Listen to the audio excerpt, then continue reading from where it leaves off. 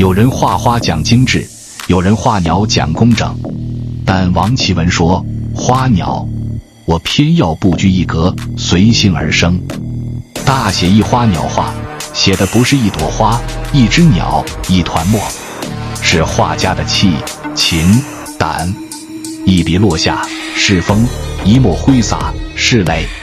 不修边幅，却风骨铮铮；看似草率，却处处有章。大写意不只是技法，也是一种精神，一种不拘一格的生命表达。Thank you.